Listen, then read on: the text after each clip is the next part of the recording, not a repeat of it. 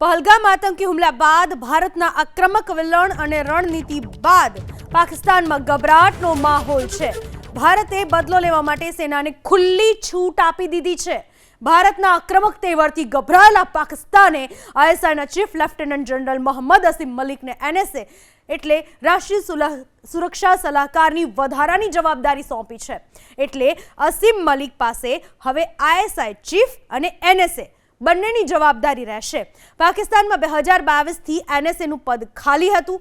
આવી સ્થિતિમાં અચાનક આઈએસઆઈ ચીફને ઉતાવળમાં એનએસએની જવાબદારી સોંપવી એ ખૂબ જ મહત્વપૂર્ણ ઘટના છે, કારણ કે દુનિયા જાણે છે કે પહલગામમાં જે હુમલો થયો, આ પહેલા થયેલ કોઈ પણ હુમલો તેને અંજામ આપવામાં પાકિસ્તાનની કુખ્યાત ગુપ્તચર એજન્સી આઈએસઆઈનો ચોક્કસપણે હાથ હતો।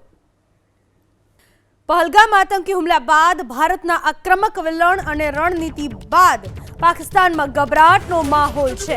ભારતે બદલો લેવા માટે સેનાને ખુલ્લી છૂટ આપી દીધી છે।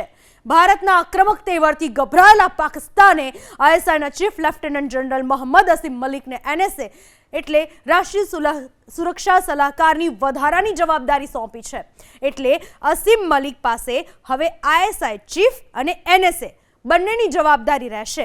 પાકિસ્તાનમાં 2022થી એનએસએનું પદ ખાલી હતું। આવી સ્થિતિમાં અચાનક આઈએસઆઈ ચીફને ઉતાવળમાં એનએસએની જવાબદારી સોંપવી એ ખૂબ જ મહત્વપૂર્ણ ઘટના છે, કારણ કે દુનિયા જાણે છે કે પહલગામમાં જે હુમલો થયો, આ પહેલા થયેલ કોઈ પણ હુમલો તેને અંજામ આપવામાં પાકિસ્તાનની કુખ્યાત ગુપ્તચર એજન્સી આઈએસઆઈનો ચોક્કસપણે હાથ હતો।